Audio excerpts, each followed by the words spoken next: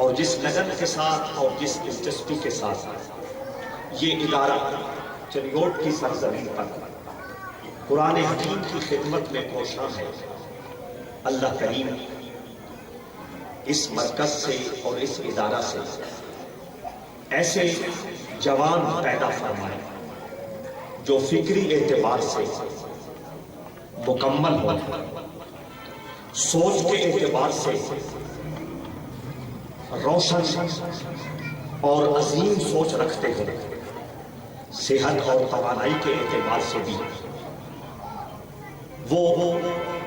معاشرے کا ایک مکمل فرد نظر آتے ہیں۔ اگر یہ خصوصیات اور یہ کوالٹیز ہمارے دینی اداروں میں پنپنے لگیں گی تو پھر کوئی یہ وقت دور نہیں ہے کہ امت کی انقلابی اصلاح میں یہ جوان اپنا کردار ادا نہ کر سکے۔ میں اکثر یہ کہتا ہوں کہ کسی علاقے میں اگر جسم کی تندرستی کے حوالے سے اور صحت کے لحاظ سے کوئی ڈسپنسری، کوئی کلینک، کوئی ہاسپٹل بنانے کا پروگرام ہو تو اس بات کا پورا خیال رکھا جاتا ہے کہ وہ جگہ جہاں مسیحائی کا انتظام ہو رہا ہے وہ صاف ستھری ہو، اس جگہ جو لوگ علاج کے لیے ہائر کیے جا رہے ہیں وہ تعلیمی اعتبار سے، تجرباتی اعتبار سے مثالی ہو،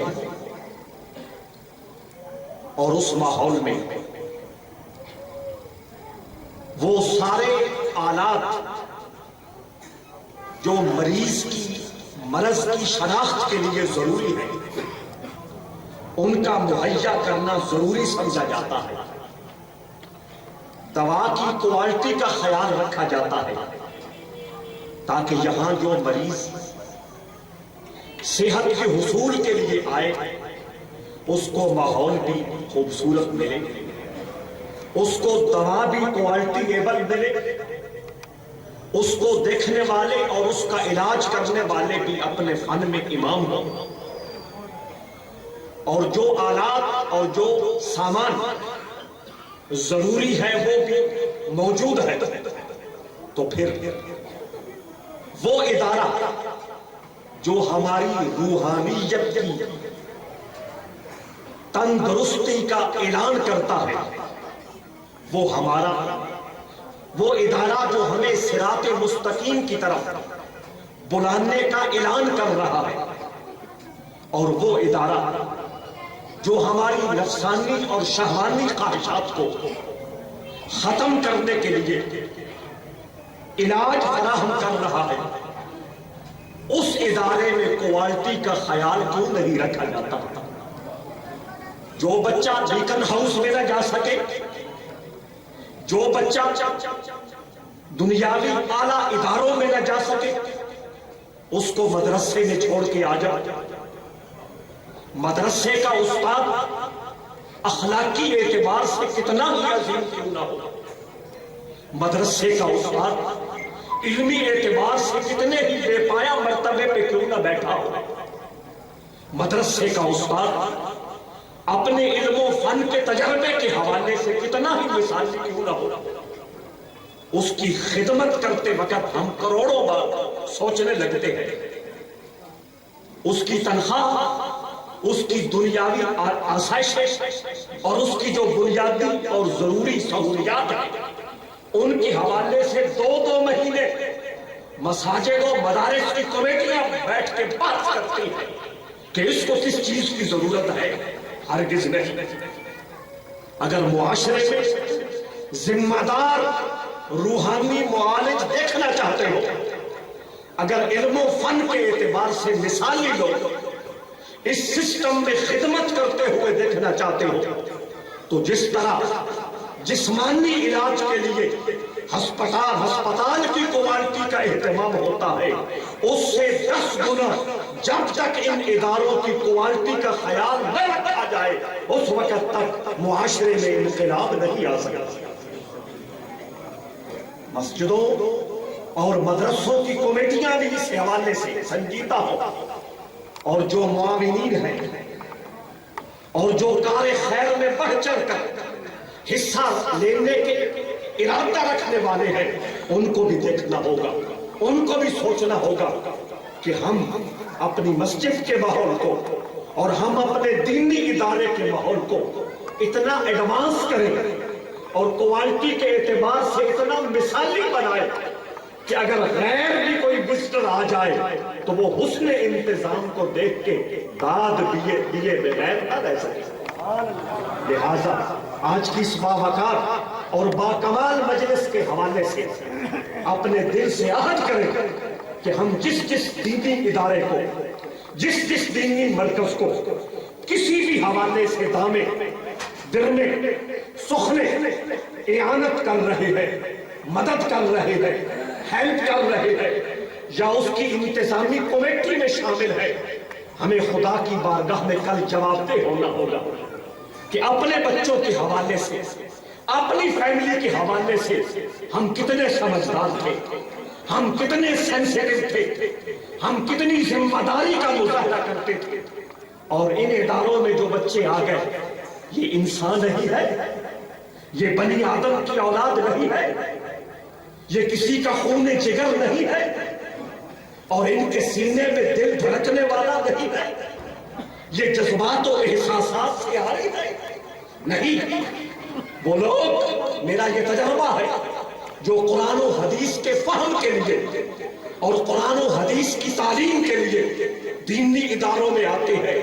وہ معاشرے کے عام بچوں کے مقابلے میں 10 گنا زیادہ لطیف اور حساس مزاج رکھنے والے ہوتے ہیں، اور اگر ماحول ان کو ایسا فراہم کیا جائے جس سے ان کے جذبات کا بھی، ان کے احساسات کا قتل نہ ہو، ایسا ماحول فراہم کیا جائے جس سے ان کو علمی اور تعلیمی اعتبار سے کوالٹی مل رہی ہے، ایسا ماحول فراہم کیا جائے کہ ان کے دماغ میں بھیک مانگنے والا تعصب اور تصور کلی طور پہ ختم ہو جائے، تو پھر یہ لوگوں کو گلہ نہیں رہے گا کہ مولوی کچھ نہیں کر رہا، دین کا خادم کوئی کارکردگی نہیں دکھا رہا۔ میں کبھی بھی اداروں کو ذمہ دار نہیں ٹھہراتا، کبھی دینی اداروں کو اس حوالے سے مجرم نہیں سمجھتا۔ یہ انتظامیہ اور جو اہل خیر ہے ان کی اخلاقی ذمہ داری ہے، ان کی مذہبی ذمہ داری ہے، ان کی معاشرتی ذمہ داری ہے، اور مجھے کہنے دیجیے ان کی روحانی ذمہ داری ہے کہ وہ اداروں کو اتنا خوبصورت بنائے، یہ حسن انتظام کے حوالے سے، تعلیمی معیار کے حوالے سے، سلیبس کے حوالے سے، کہ یہ بچے جب ان اداروں سے فارغ ہو کے نکلے یہ کسی کمپلیکس کا شکار نہ ہو، کسی احساس کمتری میں مبتلا نہ ہو، یہ جس مجلس میں جائے، جس محفل میں جائے، یہ پورے اعتماد کے ساتھ اور پورے وقار کے ساتھ اور پورے عزت و جلال کے ساتھ اپنا موقف واضح کر سکے۔ اس موقع پر میں ان لوگوں کی خدمت میں ایک بات بھی عرض کرنا چاہتا ہوں، وہ لوگ جو دین کی خدمت کرنے والے ہیں، مختلف حوالوں سے دین کی تبلیغ اور دین کا میسج کنوے کرنے والے ہیں، اگر کسی وجہ سے وہ کمپلیکس کا شکار ہے، خود اعتمادی ان میں نہیں ہے، تو وہ اللہ کریم کا ایک ذکر اپنا معمول بنائے، ہر نماز کے بعد ہر عالم دین، ہر قاری قرآن، ہر حدیث پڑھانے والا یا ذل جلال والاکرام 11 مرتبہ اس کا ذکر کرے، کمپلیکس کی بیماری اس کے سینے سے رخصت ہو جائے گی، خود اعتمادی اس کے اندر آئے گی، اور اخلاص کے ساتھ، پورے درد کے ساتھ، پوری سچائی کے ساتھ وہ اللہ اور اس کے رسول کا جو پیغام جس تک پہنچانا چاہتا ہے، اللہ کی اس کو دستگیری اور مدد نصیب ہو۔ تو حضرات عزیز وقار، روایتی باتیں کرنے کی ضرورت نہیں ہے، کیونکہ میں ہمیشہ یہ کہتا ہوں کہ چنیوٹ اہل سنت و جماعت کے فورم پہ جب اس کے مذہبی ماحول پہ نظر کی جائے بہت کمزوریاں نظر آتی ہیں، بہت خامیاں نظر آتی ہیں، بہت کوتاہیاں سامنے آتی ہیں۔ اس حوالے سے وہ ادارے کسی بھی محلے میں ہو، کسی بھی آس پاس بستی میں ہو، اخلاص کے ساتھ اور سچی لگن کے ساتھ دین کی ڈیوٹی کر رہے ہیں، ان کی حوصلہ افزائی کرنی چاہیے۔ ان کے معاملات، ان کے مسائل کو سمجھ کے ان کی جس حد تک ممکن ہو سکے ہر اہل خیر اپنی معاملت میں آگے بڑھے، اور جو اداروں کے ذمہ دار لوگ ہیں، وہ ناظم ہو، وہ محتمم ہو، وہ پرنسپل کہلاتے ہو یا کوئی کمیٹی ہو، اس کا بھی فرض ہے کہ وہ سب سے پہلے دین کے کامیابی کے لیے اور دینی پیغام کی سربلندی کے لیے سب سے پہلا جو وظیفہ ہے اور سب سے پہلا جو بیج ہے اور سب سے بڑا جو ہتھیار ہے وہ اخلاص ہے۔ جب تک مولوی میں اخلاص نہ ہوگا، جب تک مبلغ میں اخلاص نہ ہوگا، جب تک نادخان میں اخلاص نہ ہوگا، اس وقت تک اس کی بات میں اثر نہیں ہو سکتا، اس کے پیغام میں تاثیر نہیں ہو سکتی۔ اخلاص ہو، ایک لفظ بھی لوگوں کے دلوں کو تبدیل کر کے رکھ دیتا۔ اگر آپ محسوس نہ فرمائیں، 50 سال پہلے پاکستان کی تاریخ کو ہی پڑھ لیں،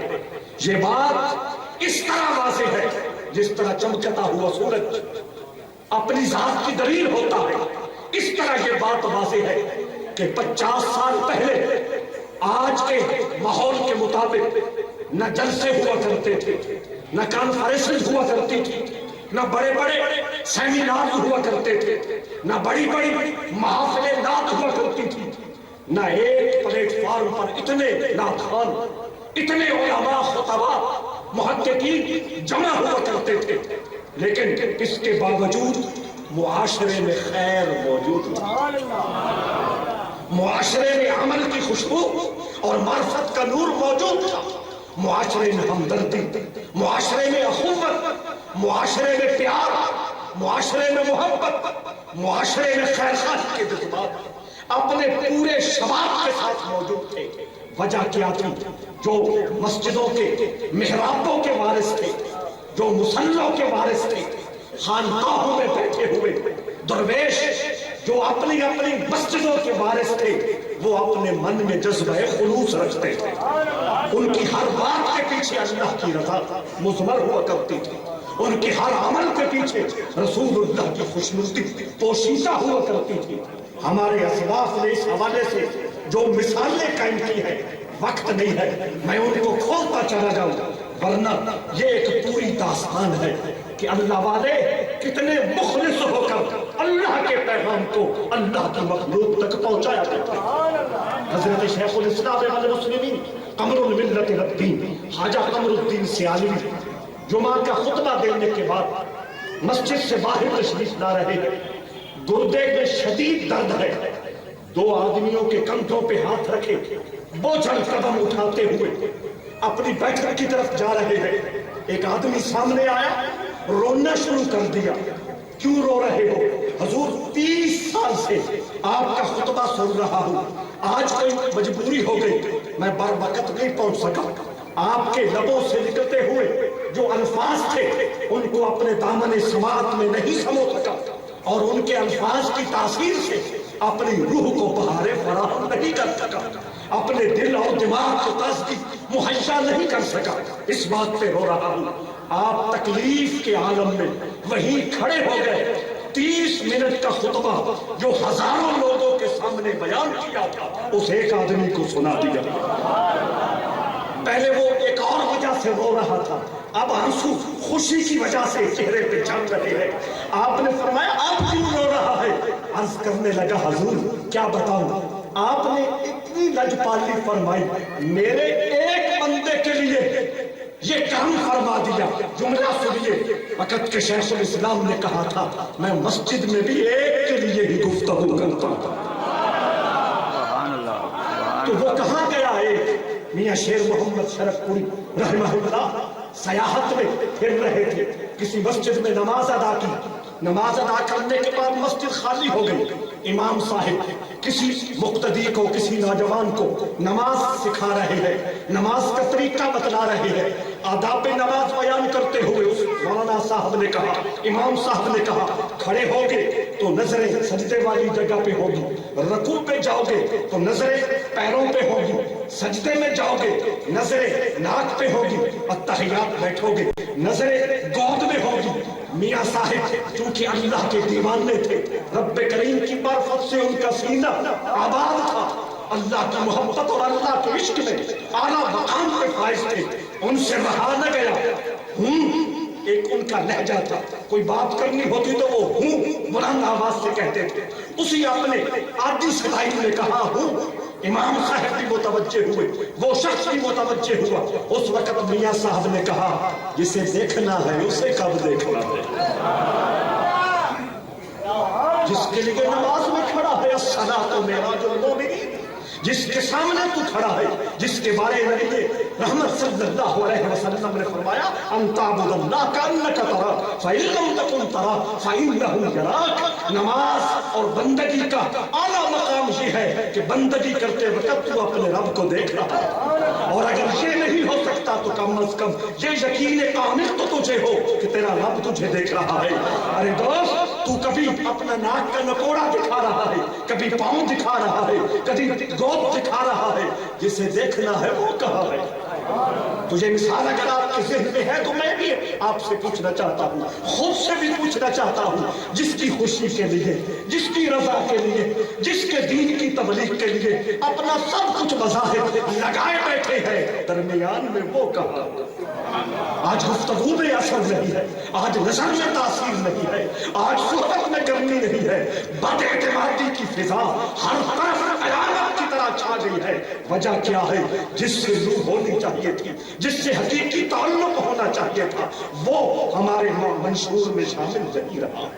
وہ ہمارے معمولات میں شامل نہیں رہا۔ تو جو بھی دینی اداروں کی خدمت کرنے والے ہیں، ان کے لیے سب سے پہلا عمل جو ہے وہ اخلاص ہے۔ جو بھی عمل کر رہے ہو، چھوٹا عمل کر رہے ہو، بڑا عمل کر رہے ہو، اگر اس کے پیچھے اخلاص ہوگا، اللہ اپنی شان کے مطابق بدلے عطا فرمائے گا۔ اور اس کے بعد جو دوسرا ان حضرات کے لیے مجھے پتا چلا ہے کہ سبق ہے، اور وہ یہ ہے کہ نظر جملہ معاملات میں یا اللہ کی ذات کی طرف ہو یا گنبد خضرا کی طرف ہو، خلوص کے ساتھ چٹائی پہ بیٹھ جائے، قرآن پڑھنا شروع کر دے، پڑھانا شروع کر دے، حدیث پڑھانا شروع کر دے، ایک بہترین مدرسے کی بنیاد رکھ دے، ایک اللہ کی رضا شامل ہو، دوسرا نظر اللہ کی ذات پہ ہو، اللہ کے خزانوں پہ ہو، اللہ کو دیے ہوئے رزق پہ ہو۔ وقتی طور پر اگر کمی بیشی ہو بھی جاتی ہے، اس کا کوئی اعتبار نہیں ہے اور اس کی کوئی بنیاد نہیں ہے۔ اگر دل کی گہرائیوں سے اللہ کے خزانوں کی طرف میری اور ان دوستوں کی نظر اٹھی رہے گی تو اللہ غیب سے خزانوں کے دروازے کھول دے گا۔ کتنی مثالیں سناؤں، یہاں کتنی باتیں سناؤں، میں صرف یہ عرض کرنا چاہتا ہوں اور اپنی گفتگو کو سمیٹ رہا ہوں کہ نبی آخر الزمان صلی اللہ تعالیٰ علیہ وسلم نے جب دین کا درد لے کر دین کا کام شروع کیا تھا، کیا آپ نے کوئی بینک بیلنس بنایا تھا؟ کیا آپ نے کوئی کاشتکاری کا سلسلہ شروع کیا تھا؟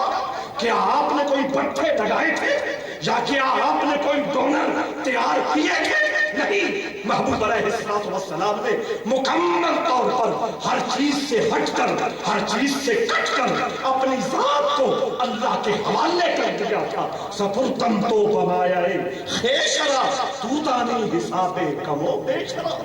مالک میں نے اپنا سب کچھ تیرے حوالے کر دیا ہے، کمی بیشی میں نہیں جانتا، تو ہی جانتا۔ کوئی آپ نے پلاننگ نہیں کی، ڈٹ کے میدان میں آ گئے، اللہ کا دین کی سربلندی کے لیے کتنا کچھ برداشت کیا۔ امت کے ذہنوں میں وہ لمحہ ہر وقت موجود رہنا چاہیے۔ مکہ شریف کی گلیوں میں حضور دین کی دعوت لے کے چل رہے ہیں، چند غنڈے اوباش مثال نوجوان سامنے آتے ہیں، حضور کی بارگاہ میں بے ادبی کرتے ہیں، گستاخی کرتے ہیں، مختلف جملے کستے ہیں۔ ایک نے مزید بدماشی کی، حضور کے چہرے پہ اس نے تھوک دیا۔ حضور علیہ السلام نے کوئی مزاحمانہ کاروائی نہیں کی، کوئی آپ نے پلوتا بد دعا جسے کہتے ہیں وہ نہیں دی۔ حضور نے جواب دی کوئی عملی یا زبانی کوئی کاروائی نہیں کی۔ سیدہ زینب رضی اللہ تعالی عنہ حضور کی 4 بیویاں ہیں، ان میں سے بیٹیاں ہیں، ان میں سے سیدہ زینب وہ اچانک وہاں آ گئی۔ یہ منظر دیکھ کے ان کی آنکھوں سے آنسو روا ہو گئے، اپنے دوپٹے سے اللہ کے حبیب کا چہرہ صاف کر رہی ہے اور ساتھ گریے میں غرق ہے۔ حضور ان کے ماتھے پہ ہاتھ رکھ کے تسلی بھی دے رہے ہیں، حوصلہ بھی دے رہے ہیں، چپ کرانے کی کوشش بھی فرما رہے ہیں، اور سنیے ساتھ سے بشارت دے رہے ہیں زینب تو اس وجہ سے پریشان ہے کہ مکہ کی گلیوں سے آگے میری صدا نہیں جا رہی۔ میں نے چشم فلک پہ یہ منظر دیکھا ہے، کائنات کا وہ ذرہ ایک بھی ایسا نہیں رہے گا جہاں لا الہ الا اللہ محمد رسول اللہ کا نور نہیں پہنچے۔ اس لیے آج ہم حضور کی اقتداء کی بات کرتے ہیں، حضور کی اسوہ پہ چلنے کی بات کرتے ہیں، حضور کی سنت کی بات کرتے ہیں۔ صرف کپڑے پہننا حضور کی سنت نہیں ہے، صرف امامہ شریف باندھ لینا حضور کی سنت نہیں ہے، کدو شریف خوش ہو کے کھانا صرف بھی حضور کی سنت نہیں ہے، خربوزہ حضور نے نہیں کھایا ہم کیسے کھائیں، اسی سنت میں گردان رہنے کی ضرورت نہیں ہے۔ یہ حضور کے جو عملی رویے ہے، یہ حضور کے دین کے حوالے سے جو بیہیویئر ہے اور حضور کی یہ جو مثالی خدمات ہے، ان کو اپنانا حقیقی سنت کہلاتا ہے۔ اس لیے آئیے اپنے رب سے عہد کیجئے کہ مالک ہم تیری رضا کے لیے، تیری خوشی کے لیے، تیرے دین کی سربلندی کے لیے، تیرے قرآن کو مخلوق تک پہنچانے کے لیے، تیرے محبوب صلی اللہ تعالیٰ علیہ وسلم کی حدیث کو کائنات کے آخری گوشے تک پہنچانے کے لیے کمر کس کے میدان عمل میں آ گئے ہیں۔ اب تو جانے تیرا۔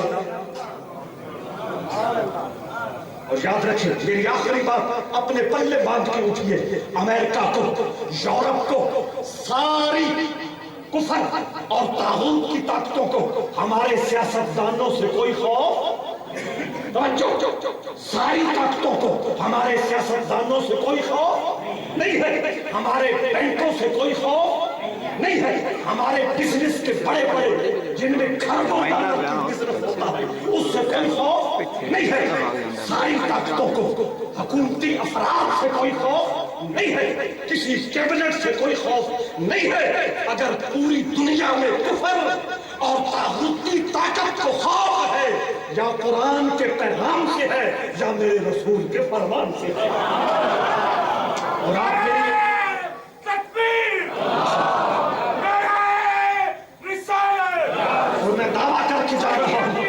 میری بات کو جھٹلانے کی سکت نہیں رکھتے، میری بات کو آپ چیلنج نہیں کر سکتے۔ اگر یورپ کوئی محنت کر رہا ہے، امریکہ محنت کر رہا ہے، اسرائیل محنت کر رہا ہے، انڈیا محنت کر رہا ہے، چائنا محنت کر رہا ہے، برما محنت کر رہا ہے، کوئی بھی طاقت کی طاقت اگر محنت کر رہی ہے تو اس کی محنت کا مرکز اور اس کی محنت کا محور ایک ہی ہے کہ قرآن اور حدیث کی عظمت کو مسلمان کے دل سے چھین لیا جائے۔